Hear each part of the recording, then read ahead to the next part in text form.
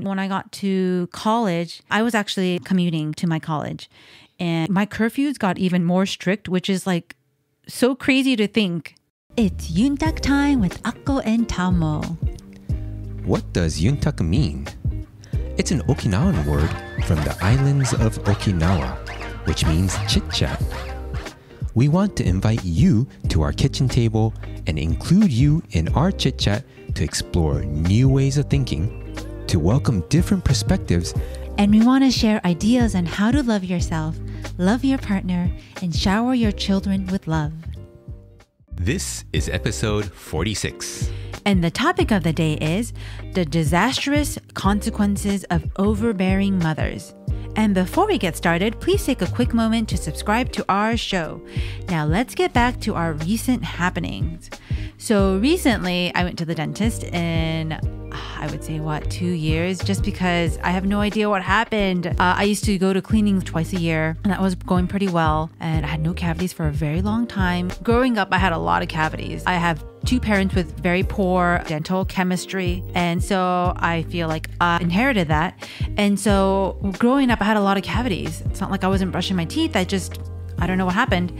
And for a very long time, I would say, 6-7 years even, I didn't have cavities. And for whatever reason, I didn't go to the dentist for 2 years. And also it was COVID time too. Yeah, COVID time. So in 2020, it was hard to go because I don't think they were open and probably closed, to be honest with you. And so for 2020, I kind of avoided them and I was very diligent about at least taking care of my teeth because I wasn't able to do a cleaning. And then 2021, we had our son and I guess motherhood took over me and was finally ready to make our dental appointment.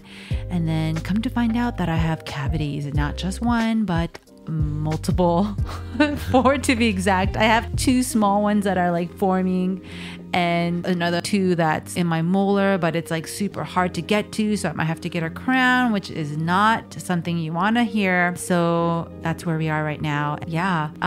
Pretty bummed. What can I do at this point? And it's not like I can go back in the past, but yeah, just something that I have to deal with and just move forward. But yeah. And you want to take care of it sooner than later. Exactly. There's no pain of any sort. So that's one reason that I probably didn't really ever know that I had cavities. I didn't think I would have cavities, but yeah, here we have cavities. So this is a reminder to our listeners to always get your cleaning and take care of your teeth. And if you've inherited bad dental hygiene, then yeah, definitely go for your cleaning.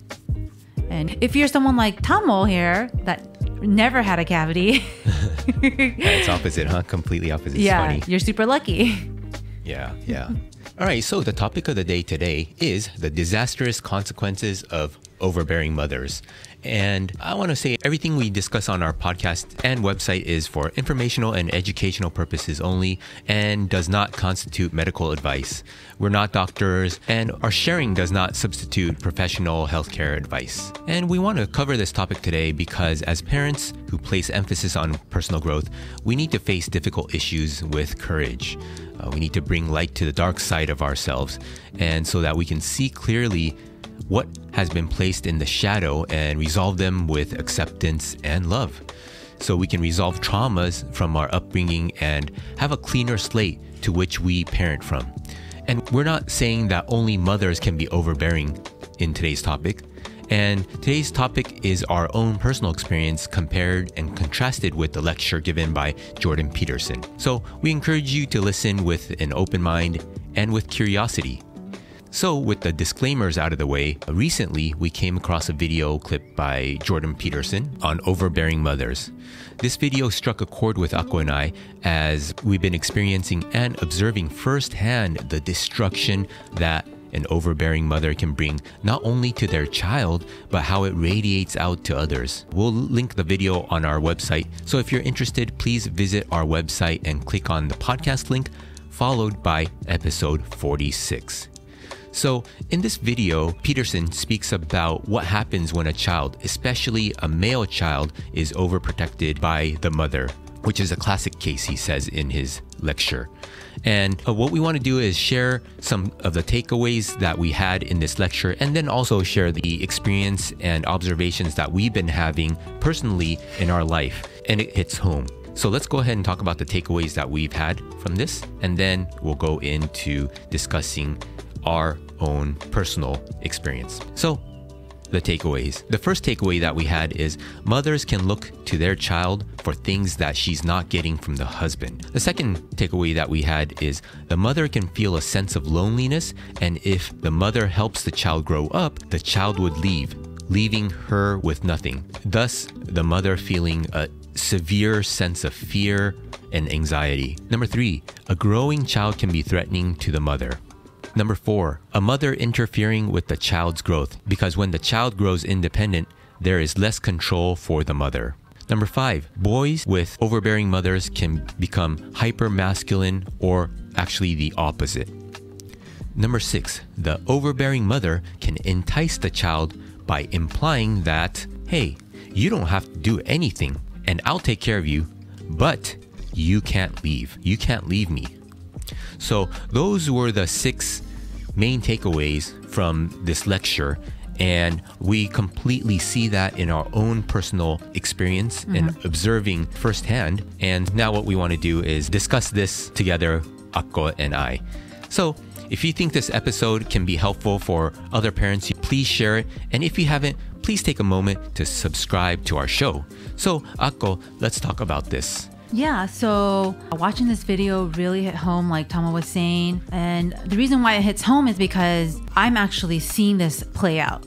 So I have 2 older brothers that I grew up with. They're much older, and I have an overbearing mother. So like Dr. Peterson was saying, this usually happens when you don't have a great relationship with your spouse. And with my situation, with my mother's situation, she didn't really have a good relationship with my dad. Yet he was not a bad father to me. He was a caring father to me, and that is something that I'm really grateful for. So yeah, going back to their relationship, they really didn't have a good relationship. And my mother was one of those mothers that always just wanted to keep control. Like she always wanted to have that control over her children. And I have to say 2 of her children fell in that trap. I have to say maybe when I was younger, I didn't know better, but as I got older, I always gained control of myself. I did a lot of things on my own. I was pretty independent and moved out of the house as soon as I can. And as for my brothers, one of them did, but he still kept going back home. And so that really didn't play a positive role in his life. And I do also want to say that the 2 prototypes that Dr. Peterson was talking about, as far as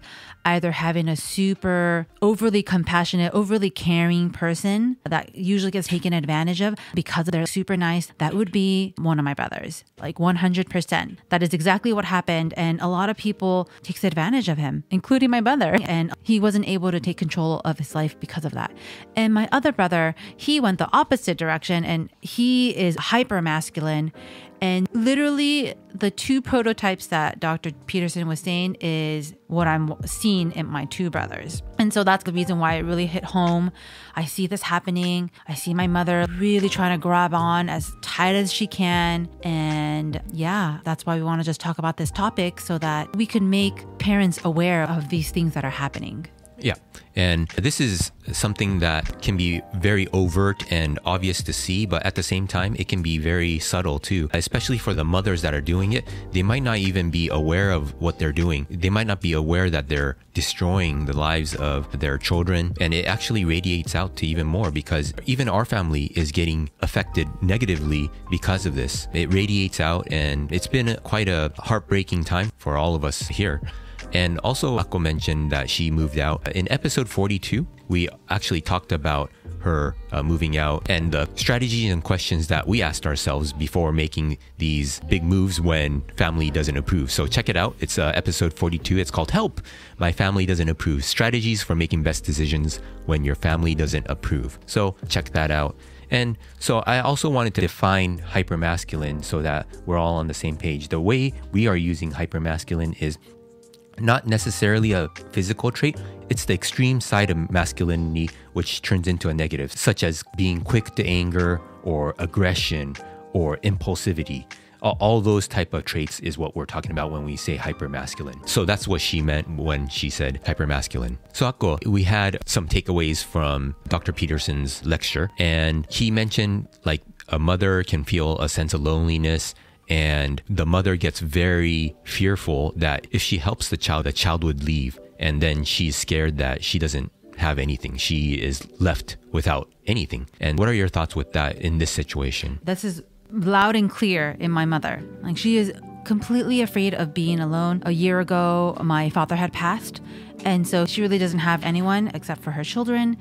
And she's abnormally reliant on her children to be happy. And that's the wrong way of thinking. Happiness has to come from within. And so she's completely fearful of being alone. And so she tries to hold on to my brothers. As I have a family, so I tell her that my family is important. And so I have to be there for them. Not to say that I push my mom away. I try to help her the best I can, but also with the understanding that I am also taking care of my family. And she really tries to hold on to my brothers because of that fear of being alone. And sometimes it can be scary, and I understand it can be scary to be alone, but... And it has been at the cost of their lives. For you, it's been quite a big cost. And for your brother, it's damaged their lives because she had grabbed on so tight. And yeah, also Dr. Peterson had mentioned that the overbearing mother can interfere with the child's growth because when the child grows independent, there's less control for the mother. I also hear that. And I've been seeing that also. Yeah, 100%. And some of even the comments even had mentioned of what people went through because they themselves had overbearing mothers. And there's a lot of comments saying that the mothers would sabotage their jobs so that they can get fired and in turn move back with the mom because they don't have any money to pay for rent and whatnot, or even sabotage their romantic relationships. And that's really unfair to the child. Yeah, so if this resonates with you, we highly recommend you checking out the video 1 and then 2, checking out the comment section. There's a lot of insightful comments, and for me, I've seen some really disturbing yet insightful comments, and so we recommend that. And also, this is not to just say, oh, it's only for mothers and sons. It's bleeding into like me, so it can bleed into your daughter. Your daughters, your father can do it to the daughter, father can do it to a son, but in most common cases, it happens to mothers and sons. And Dr. Peterson also talks about that this is the classic case. It's the classic case, and most common case is that the male child is overprotected by the mother. And like Akko mentioned, it can happen any combination of ways.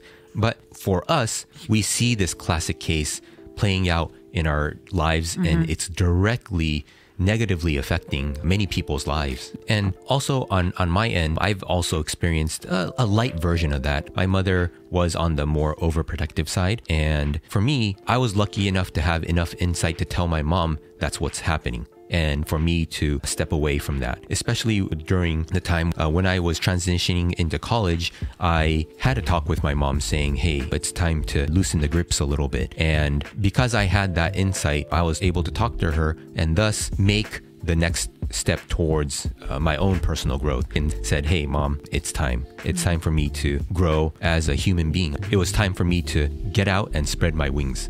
And so that's what happened in my personal case. And luckily, my mom wasn't as sticky. And of course, it was hard for her. I think it would be hard for any parent. But little by little, she began to accept that, and then I was able to go forward. So for me, it was a much less of a sticky situation, and I was able to nip it at the bud. If I would have let it go, I could probably still be living at home too. And this situation is difficult because once a person is of age, it's that person's responsibility to advocate for themselves. But at the same time, if they have been so suppressed throughout their life, they might not even have the insight that they need to leave the nest and spread their own wings and become the best version of themselves. And that's why as parents, when we are parenting our children, we try to make sure that we're giving them positive reinforcement. This is because when you grow older, if you're constantly hearing negativity, that's the subconscious talk that you'll have. You might think that you're not good enough, or you can't do it, or you're bad. If you're being told that when you're a kid by your parents, that is what replays in your mind again and again. Thus, when you grow older, you're not able to express who you are fully. And so that's what we are conscious of when we parent our children. And unfortunately, we are seeing the very negative effects of what can happen. Yeah. And I like how you brought up the whole like positive reinforcement for parenting, because that's exactly what we do for our kids. And we try to even have them problem solve. So even if we know, let's say they're doing like a puzzle or something and they're not fitting the right puzzle piece in there, we just let it go. and then we see what happens. And this actually helps them build that problem-solving skill and that critical thinking skill so that they can trust themselves to make their own decision. And, oh, okay, this puzzle piece actually didn't fit here, so let me take it out. And they put the puzzle piece that fits there. So we're actually helping them build life skills through puzzles, which is really interesting. And also, Tamo mentioned, even saying no or negative reinforcements. So every time you say no, they usually say you have to say like 10 or 20 yeses that follows, because the no's can really affect you when you're a kid. And yeah, like Tamo mentioned again, it can prevent you from becoming independent when you get older. And it's interesting how you say that, because how you were talking about your mother and how you had to have a talk with her about you spreading your wings and flying off. Because I feel like after high school and when I got to college, I was actually commuting to my college, and my curfews got even more strict, which is like so crazy to think. But in high school, I feel like I was a lot more free. So let's say my curfew in high school was like, I don't know, let's say 9 or 10. My curfew around college was around like 8 p.m. And I'm like, I'm older. Like, why do I have to come back so much earlier? And so it was showing that my parents were like, especially my mom was like trying to control me more so because she saw me becoming more independent. And so this is the only thing she knew how to control me. So you better come back at this time. So there was a lot of friction with that. And that was really the ultimate reason why I was like, I gotta go. This is not healthy for me.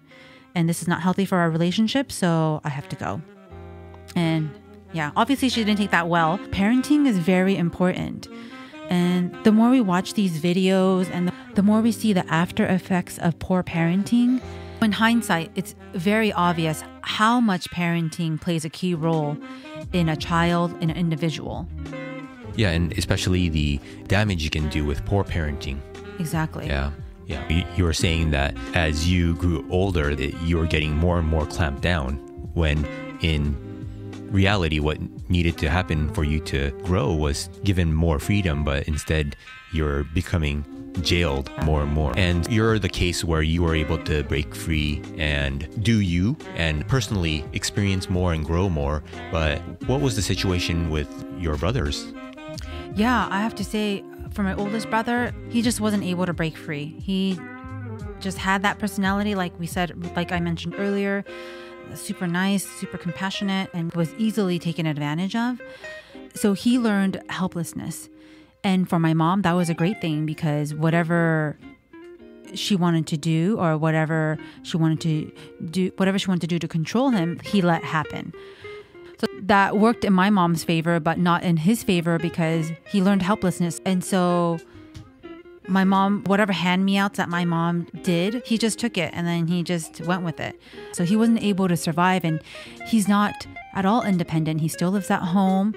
He's never carried on a lasting relationship, and he's still dependent on my mother. And that's really not a good trait as an adult.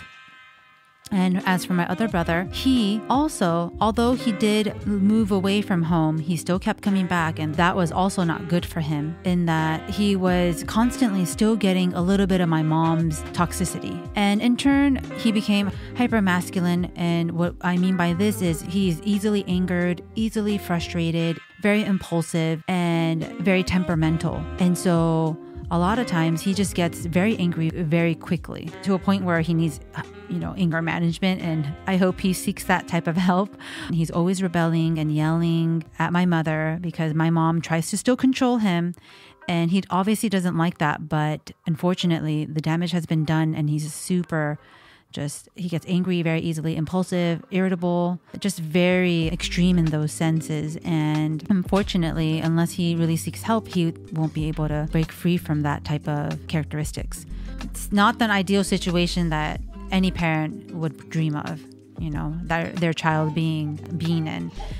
And it's very sad to know that my mom, she's obviously not happy about the situation that my oldest brother is in, or my other brother, but here she is unaware that she created this. It was her parenting that guided them to this direction. And yeah, so that's the type of aftermath that has occurred with poor parenting from my mother. She's continuing to relive that cycle. She just keeps on cycling and there's no way to break free. And it's very sad to see I'm like the insider, but the outsider. I'm not really a part of it, but obviously I'm getting affected by it because she still tries to control me and I'm having to deal with my brothers.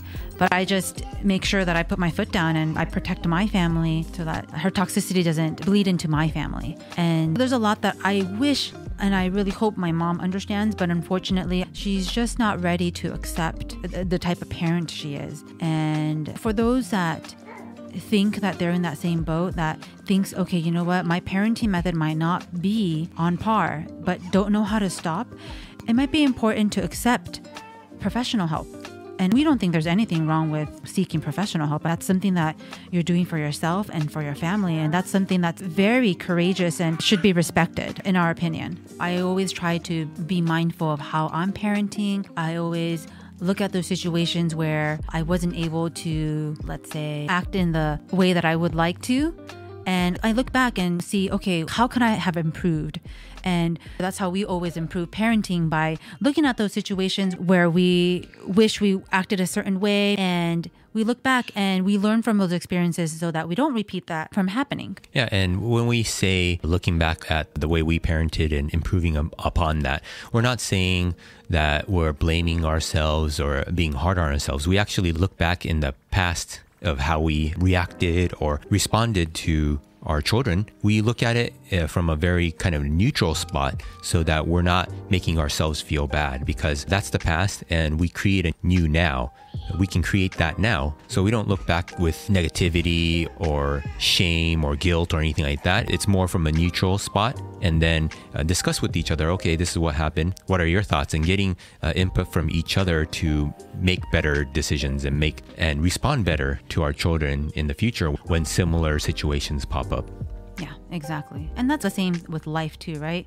You always want to improve how you reacted to certain things, and that's how you improve in life. Yeah, so the takeaway from this podcast is, if you're in this situation with your parents, hey, we empathize with you. We understand. And if you want to share your story, please come to our website and comment so that everyone else can be a part of this. And another one would be how negatively a child can be impacted by poor parenting, and also that we can be positive in a sense that we can be the change. We can be the parents that change the course of where it's going. Because if you're continuing to keep alive the poor parenting from your parents, or if you go the extreme opposite, which can also have many traps, where if you say, okay, my parent was this way, so I'll never be this way. Instead, I'm going to be completely opposite. That opposite will also have its negative issues. For example, if you say, oh, my parents never showed me love, so I'm going to go completely opposite. I'm going to completely show all the love that I have for my